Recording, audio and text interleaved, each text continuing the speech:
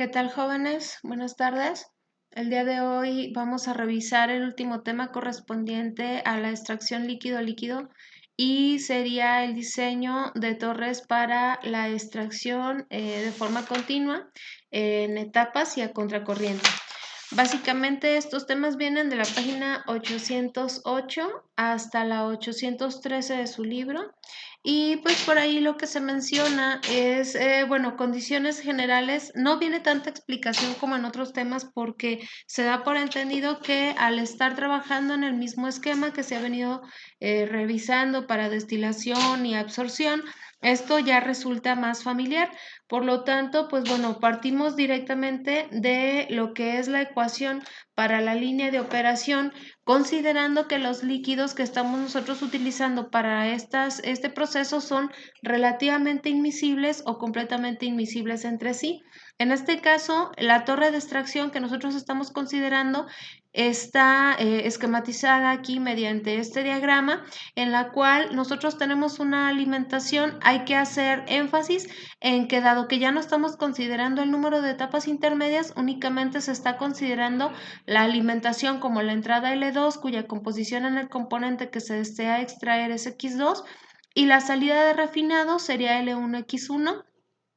El extracto es a que la corriente B2 cuando ya sale de la columna con el disolvente, que en general, debido a que es un proceso en el cual nosotros estamos recuperando cierta cantidad de disolvente, trae una fracción mínima pero considerable de el soluto que estamos nosotros intentando extraer. En este caso, por ejemplo, si nosotros utilizamos el recuadro que viene dentro de la figura y hacemos un balance de materia en él, obtenemos una ecuación que es la misma que ya se había trabajado previamente para las etapas. La ecuación es la que viene en la página, déjenme les digo, es la...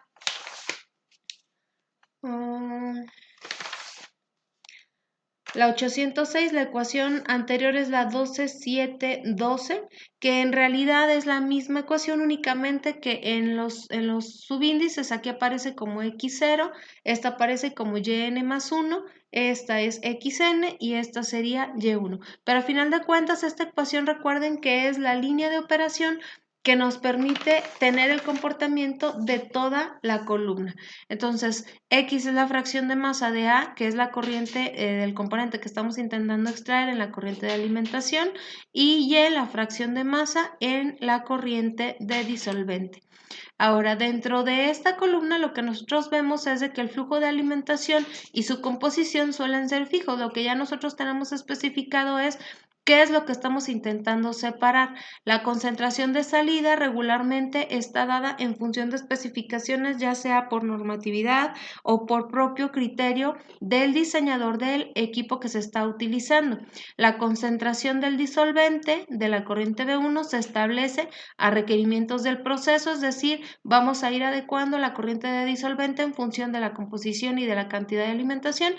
Y lo que origina es que los datos de equilibrio de comportamiento del sistema regularmente son ligeramente curvos. Esto ya lo hemos mencionado en el ejemplo anterior.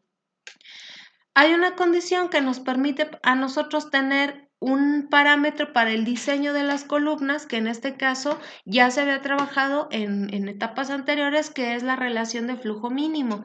En este caso, la relación de flujo mínimo, en nuestro diagrama de equilibrio se ocupan los puntos X1, que corresponde a la salida del disolvente del refinado, X2, que es la entrada de la alimentación, Y1, que es la salida del disolvente, y para poder tener una condición de operación de flujo mínimo, el punto X1 y Y1 se traza en función de una línea de operación de reflujo mínimo de disolvente para encontrar una composición Y2 máxima, que sería la máxima posible para un infinito número de etapas de extracción.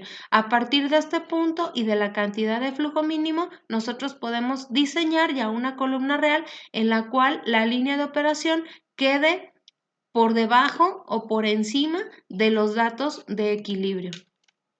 De igual forma, podemos utilizar ecuaciones analíticas para la determinación del número de etapas. Estas ecuaciones son las mismas que ya habíamos revisado en el ejemplo anterior y en el proceso de absorción. Esta ecuación que les estoy mostrando es la 1068, que en términos de los que ya habíamos trabajado en el ejemplo anterior, también ya la teníamos referida como una de las ecuaciones, que sería la ecuación 12, 7, 15 o la 10, 6, 23 me parece. Es una de las ecuaciones que vienen en la presentación del ejercicio anterior. Una utilidad adicional que nosotros podemos encontrar de esas ecuaciones es que si ya tenemos una torre existente con un número de platos teóricos especificados, podemos calcular ya sea la composición de salida, ya sea en el refinado, en el extracto, o la composición que puede tener la alimentación para una separación dada. Esta ecuación viene dada como la 12, 7, 16, pero en realidad es la 10, 3, 21, que ya se había trabajado en el ejercicio anterior. Y bueno, para poder realizar un ejemplo en este tema, vamos a utilizar el ejemplo 1274 que viene en su libro, en el cual nos establece que tenemos una entrada de 800 kilogramos de agua que contiene acetona al 12%, la cual se extrae con el disolvente tricloroetano, que contiene 0.5% de acetona. Esto sucede generalmente porque el disolvente puro es muy costoso y en los equipos en los cuales se realizan estas separaciones se acostumbra reciclar o recircular el disolvente para precisamente hacer más costeables los equipos. Esta separación se lleva a contracorriente en una torre de platos a 25 grados centígrados. Los disolventes, agua y tricloroetano, son esencialmente inmiscibles uno en el otro hasta una concentración de acetona acetona en agua del 27% en peso. Más allá de esta composición, sí se da un poco la solución de agua en tricloroetano. La concentración de salida en la corriente de agua o el refinado se fija al 1% del peso en acetona y estos son los datos de equilibrio. Nos piden, inciso A, determinar la velocidad mínima del disolvente que se requiere. Inciso B, usando 1.3 la relación o las veces de la velocidad mínima de disolvente se debe determinar gráficamente el número de pasos teóricos y calcular el número de pasos utilizando las ecuaciones analíticas. Bueno, para el caso, nosotros tenemos nuestro diagrama. Aquí están ingresando 800 kilogramos con una composición de acetona del punto 12. No sabemos cuánto sale, sin embargo, su composición debe estar especificada en punto 0,1. Está ingresando una corriente de disolvente que tiene una composición de punto 0,05 y en el inciso A nos piden el valor mínimo de reflujo o del valor mínimo de disolvente y en el inciso B que utilicemos 1.3 veces el valor de este flujo para poder hacer el cálculo y especificar cuál sería la salida del extracto en cantidad y en composición. Para el primer cálculo vamos a requerir la cantidad de inertes. Una vez con los inertes, con nuestra gráfica, vamos a encontrar el punto de Y2 máxima que nos va a permitir calcular B', que sería B' mínima, y de manera posterior la línea de operación. Entonces, vamos a utilizar nuestra hoja de cálculo de Excel. Aquí en esta hoja de cálculo yo ya tengo puestos los datos, ya tengo puestas algunas cosas, los datos de equilibrio también ya los tengo graficados, que serían estos que tenemos aquí. En nuestro equilibrio, bueno, estos son los datos de equilibrio y aquí tenemos el problema. Bueno, entonces, de estos 800 kilogramos, la cantidad de inerte corresponde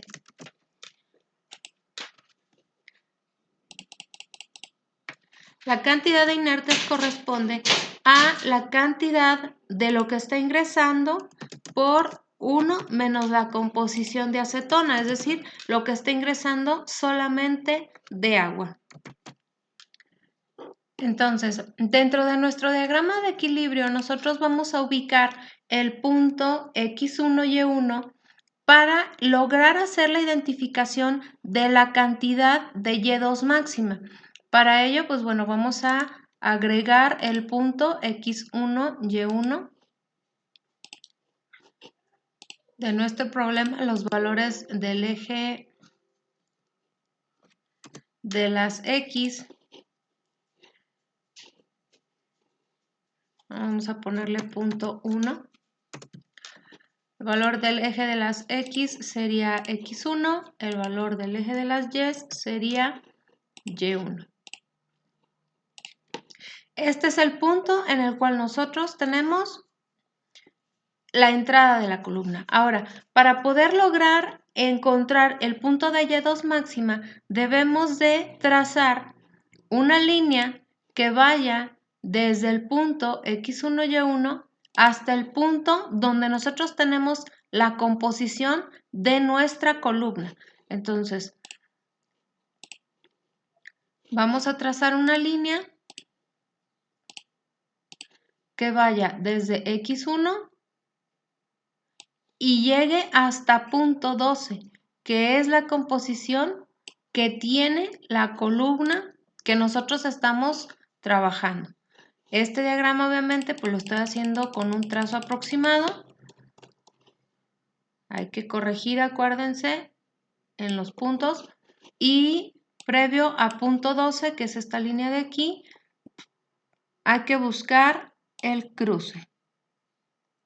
El cruce está más o menos ahí. Entonces, a partir de aquí tenemos que hacer la lectura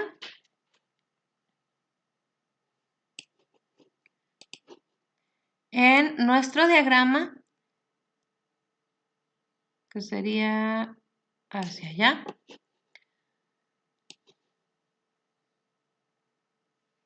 Yo lo estoy haciendo con la ayuda de las líneas para evitar errores en la lectura. Aquí en nuestro eje, bueno, pues hay que modificarle las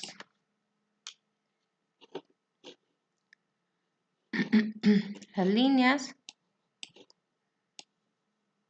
Eso origina pues que se mueva el punto, que se muevan los trazos.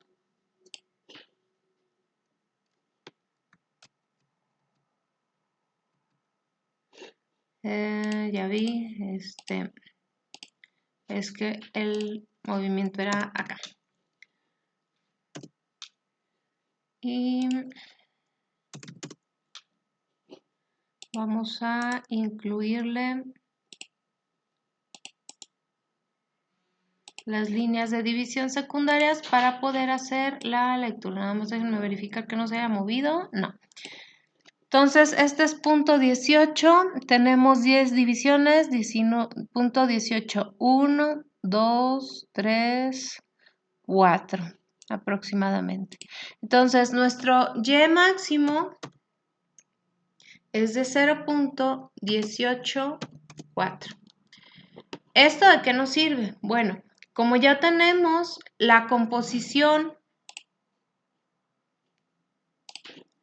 de la entrada, una composición máxima que sería el flujo mínimo a la salida, ya tenemos Y1 y tenemos X1, de esta ecuación vamos a despejar B' para poder conocer la cantidad mínima de disolvente que nosotros requerimos para esta separación.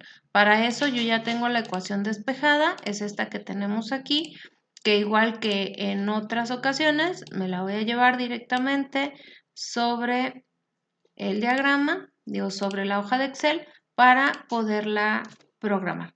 Entonces, el flujo mínimo de disolvente la vamos a obtener mediante esta expresión.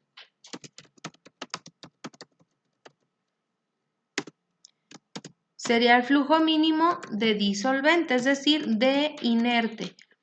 El flujo total ya de manera posterior lo vamos a calcular. Entonces, tenemos que esto sería igual. Acuérdense, se puede hacer la operación por separado, por fracciones, para evitar cometer errores. Yo voy a poner en la parte superior el resultado total, pero en la parte inferior vamos a ir programando fracciones de fórmula. Entonces, aquí tendríamos que esto es igual a lo que vale L', que multiplica lo que vale X2 entre 1 menos X2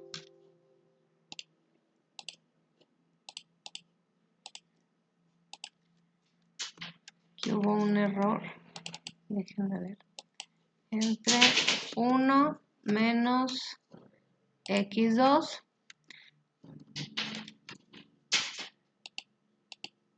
menos, abrimos otro paréntesis, sería x1 entre 1 menos x1, cerramos ese paréntesis, cerramos este y el grande.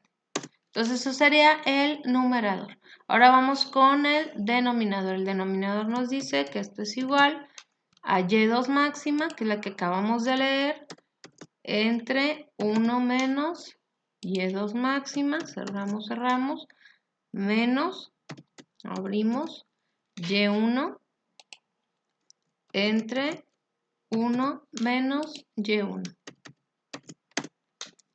Y ahora sí, tendríamos que el cálculo de B mínimo sería lo que es la parte de arriba entre el denominador. Sin embargo, pues el flujo no nos puede dar negativo. Entonces lo más seguro es que esta parte de la fórmula algo quedó mal programado. Lo vamos a programar nuevamente.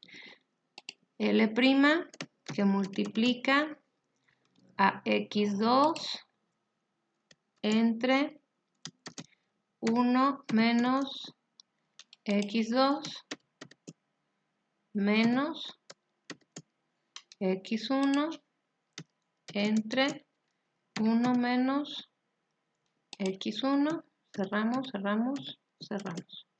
¿Ok? Estaba mal programado algo aquí. Entonces, nuestro flujo mínimo corresponde a una cantidad de 403.18 kilogramos de disolvente. Ok, entonces, eso quiere decir que ya tendríamos la cantidad de flujo mínimo.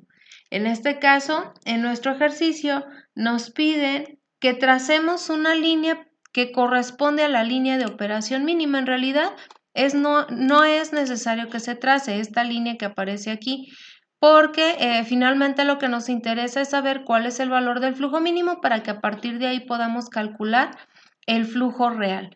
Entonces, ya con el flujo mínimo que acabamos de estimar, lo que vamos a hacer es estimar el flujo real. El flujo real de disolvente sería 1.3 veces esta cantidad y nos arroja un valor de 524. Entonces, esa cantidad de disolvente es la que vamos a utilizar para sustituir en la ecuación de la línea de operación, esta que tenemos aquí, para trazar la línea de operación real. Es decir, ya tenemos L', ya tenemos B', conocemos Y1, conocemos X1 y lo que no tenemos es X o Y. Si ustedes recuerdan, en nuestros ejercicios de destilación estimábamos mediante una X, despejábamos el valor para Y y empezábamos a hacer el trazo de la línea de operación. Vamos a hacer exactamente lo mismo. La ecuación ya la tengo despejada para este caso. En este caso, lo que sería la constante Y, la línea de operación, la coordenada de Y, sería C entre 1 más C. Acuérdense que esta fórmula ya la habíamos trabajado en el ejercicio previo, donde C es la relación de L' entre B' por las composiciones. Entonces, lo que vamos a hacer es precisamente empezar a estimar cómo es realmente la línea de operación, dado que no es una línea recta como la habíamos planteado en un inicio. Entonces, tenemos aquí que vamos a considerar las coordenadas de la línea de operación. Tenemos la coordenada en X y la coordenada en Y. Los valores en X que vamos a escoger, ¿desde dónde hasta dónde van? Bueno, pues vamos a considerar desde el punto X1 igual a punto 001 y hasta un valor de punto 12 para ir estimando realmente las composiciones. Entonces, vamos a ir de punto 01. Acuérdense que dado que lo vamos a hacer en Excel, podemos dividir y hacer tantas divisiones como nosotros consideremos necesario. Entonces, el valor de Y, ¿a qué sería igual? Vamos a poner primero una columna por acá que diga el valor de C, que es esta C que yo tengo aquí, para evitar cometer errores como vimos por acá con la otra fórmula. Entonces, esto sería igual. Dado que vamos a tener L' y B' de manera constante, vamos a ponerle los símbolos de pesos. No sé qué pasó aquí. A ver. Sería, la celda es la B8, que multiplica no multiplica, es L' sobre B', que es B' la que alcanzamos a calcular. Cerramos. Eso que multiplica, abrimos, X, esta X corresponde al valor que nosotros estamos considerando para la línea de operación entre 1 menos X. Ese valor sí va a ir cambiando. Entonces, no lo vamos a poner con símbolos de pesos. Este de aquí sí lo vamos a poner con símbolo de pesos. No sé por qué está pasando esto con las letras, pero bueno, esperemos que no le afecte. Vamos a recorrer esto tantito. Porque como les hago grande las letras, luego no se alcanzan a apreciar bien todos los datos y las fórmulas. Este lo vamos a recorrer un poquitín. De todas maneras, acuérdense que el valor se queda guardado en las celdas, entonces ese no es ningún problema. Va de nuevo. Entonces tendríamos que sería L' sobre B'.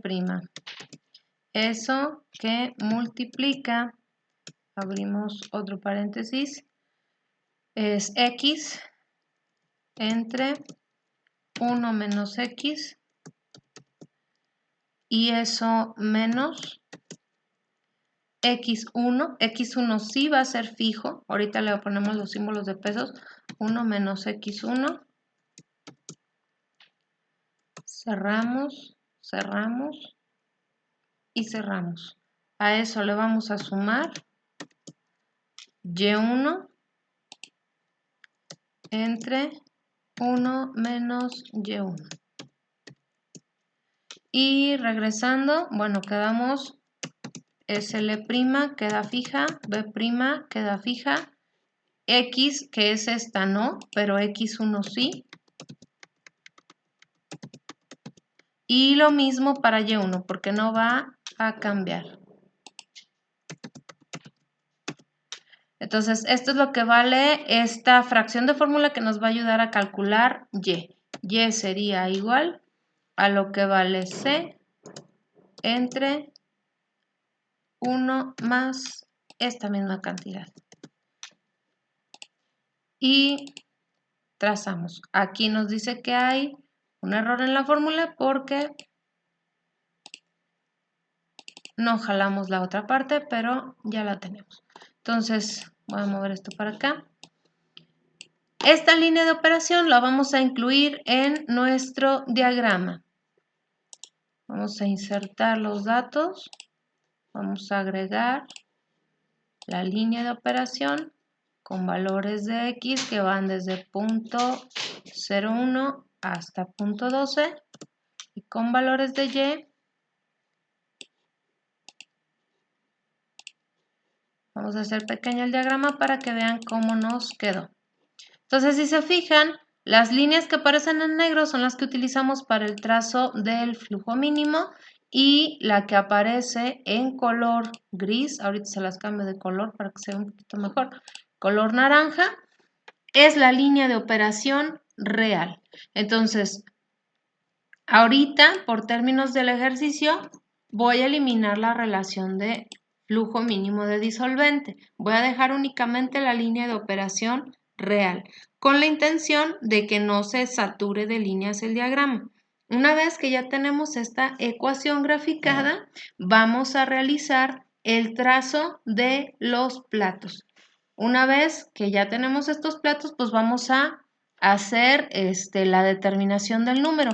Con la intención de que no se queden mucho rato aquí viendo el video, lo voy a pausar y les voy a mostrar únicamente ya la gráfica terminada. Entonces, así queda el trazo de las etapas, iniciando desde el punto de X2. Empezamos a trazar, serían 1, 2, 3, 4, 5, 6 y un pedacito. Serían 6 etapas, prácticamente serían 7 porque esta no alcanza a tocar los datos de equilibrio, pero alcanza a bajar, ¿sí? Entonces, tendríamos aquí, bueno, de hecho, el ejercicio pide que realicemos una extrapolación de los datos de equilibrio para incluir el punto del origen, igual que en el ejemplo anterior, no sé si recuerdan. Eso nos permite pues ya alcanzar el punto de la salida que nosotros estamos considerando. Vamos a poner todos los datos, incluyendo el 0. Para que aparezca el último punto y poder concluir con el trazo.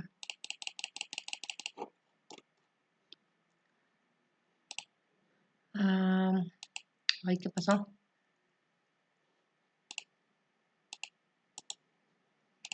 No me guardó.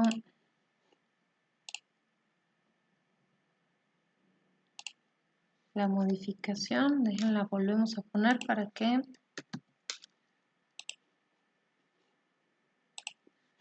ahora sí, ya tendríamos el último de las etapas. Si se fijan, con esta última que acabamos de trazar se cubre la especificación, sin embargo pues estaremos obteniendo una composición más pequeña. Entonces serían, hasta aquí vamos 6, 7 etapas y fracción de etapas, o sea, podemos considerar que son 8 etapas las que se requieren para esta separación. Eso correspondería al inciso B de nuestro ejercicio. Y por último nos piden el número de etapas utilizando las ecuaciones analíticas. Para este caso, la ecuación analítica que nosotros vamos a requerir utiliza los flujos totales, es decir, la cantidad de L1 y B1 que estamos nosotros obteniendo, y las pendientes y factores de absorción en el extremo concentrado y diluido de nuestra torre, igual que como hicimos en el ejercicio anterior. Entonces, lo primero que vamos a hacer va a ser estimar los flujos totales. Perdón, aquí ya me equivoqué de botón. Sería cálculo de flujos totales. Nos vamos a llevar esta.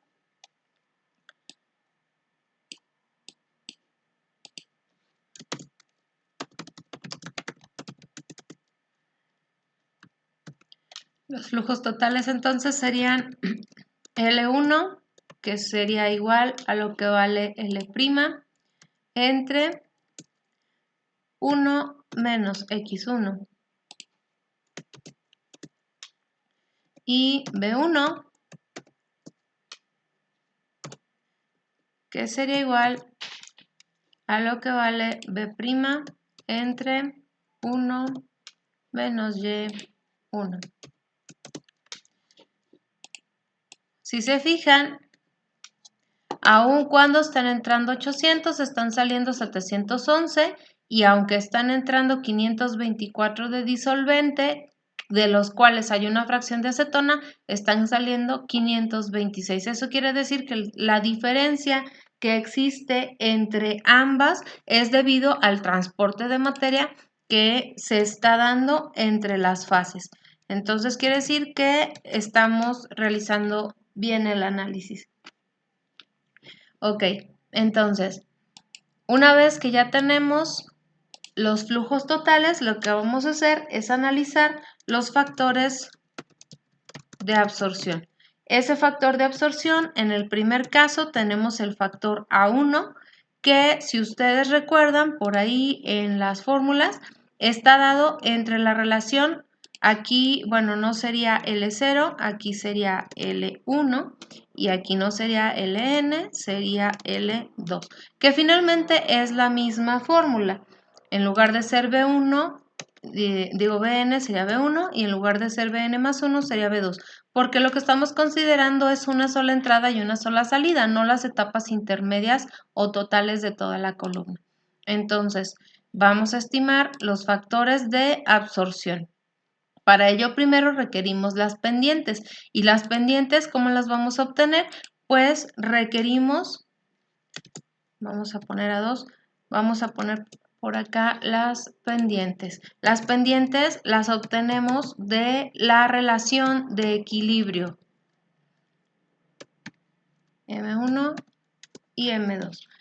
Para el caso de M1, lo que nosotros debemos hacer es revisar en el punto del diagrama el extremo más diluido de nuestros datos de equilibrio, que serían estos dos que nosotros tenemos aquí.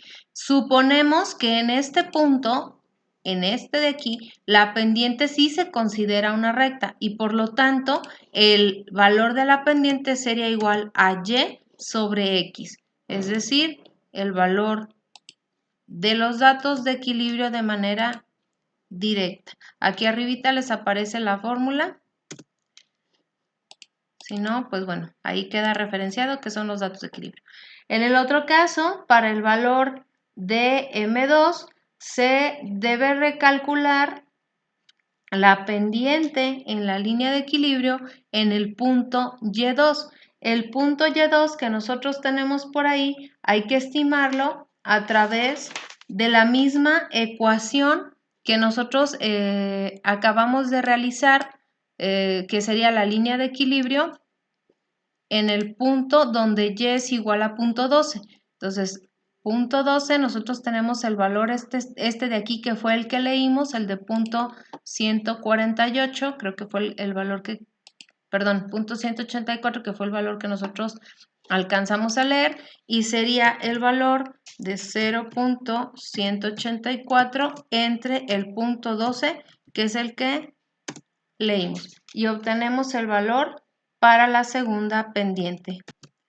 Con estas pendientes, ahora sí, vamos al cálculo de los factores de absorción, que como ya los vimos, es la relación de L1, B1 y M1, L2, B2 y M2.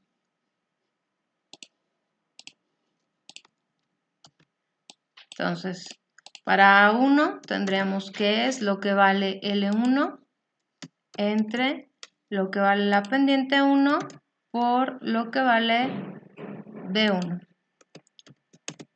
Y para la segunda pendiente tendríamos lo que vale L2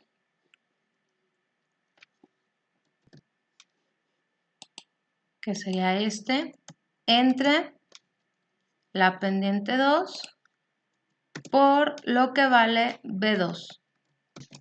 B2 aún no lo hemos determinado debido a que no hemos realizado el balance de materia, pero lo vamos a poner aquí. ¿Sale? Lo vamos a dejar ahí. Nos va a aparecer un error, una división por 0, pero ahorita lo calculamos. B2, si ustedes recuerdan, es el balance de materia en realidad, es lo que es L2 más B1 es igual a L1 más B2. Si hacemos la diferencia, pues obtendríamos fácilmente lo que se tiene de B2. Otra forma que tenemos nosotros para obtenerlo es realizar con la misma cantidad de inerte, una fórmula muy parecida a esta que tenemos aquí, es decir, la cantidad de inertes entre lo que lleva de la composición de salida, que sería Y2. Esa Y2 nosotros la estimamos como punto 148, que es esta de aquí.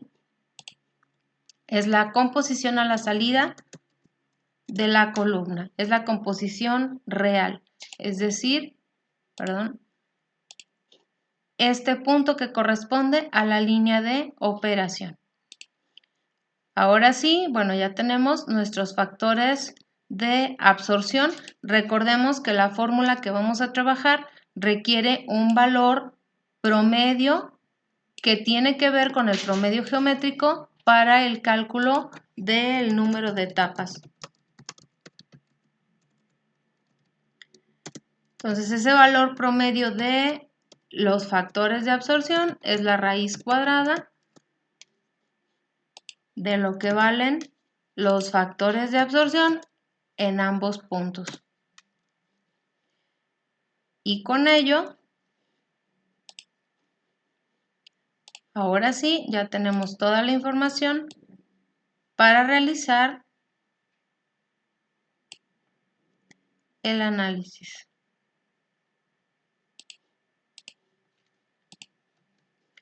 Les reitero, aquí aparecen x0, xn y n más 1. Estas en realidad hacen referencia a las pendientes de x2, x1 y y1. ¿Sale?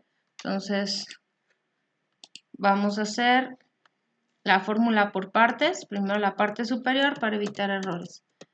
Entonces, sería igual al logaritmo natural de lo que vale x2, que lo tenemos por aquí, menos, abrimos un paréntesis, lo que vale y1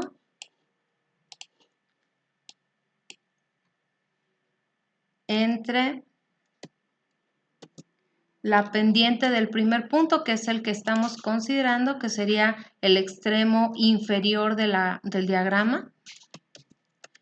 Todo eso entre, aquí nos dice xn, en realidad lo que estamos necesitando sería x1 menos, abrimos, y1 sobre m1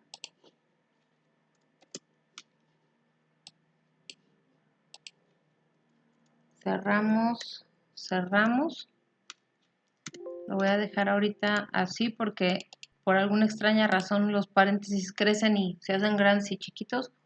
Entonces todo ese logaritmo natural aquí adentro. Vamos a poner otro paréntesis porque eso multiplica a lo que vale 1 menos a. Cerramos.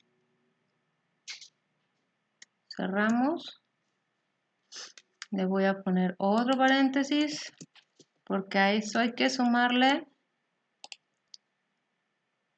lo que vale a.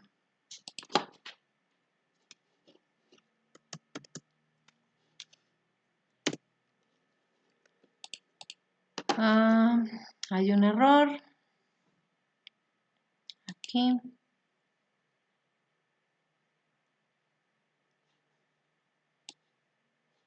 Con una O15, esa O15, quién sabe por qué apareció ahí. Ok, ya tenemos la parte superior. Ahora sí, el número de etapas sería igual a todo esto entre el logaritmo natural de 1 sobre a. Y nos da 7.17, es decir, son muy cercanos los valores, 7.17 a 7 punto y fracción que nosotros obtuvimos por aquí, serían 7. No sé, 3, 4, 7.4 por aquí para cubrir la especificación de concentración. Sin embargo, pues bueno, sabemos de antemano que no podemos dejar fracciones de etapas y esto pues se redondea generalmente al número superior, serían 8 etapas. Ya para finalizar, les pido que por favor resuelvan el ejercicio 12.7.8 de su libro, el cual se estará entregando el lunes 18 de mayo. Si es 18, sí. Cualquier duda, ya saben, estoy a sus órdenes. Muchas gracias.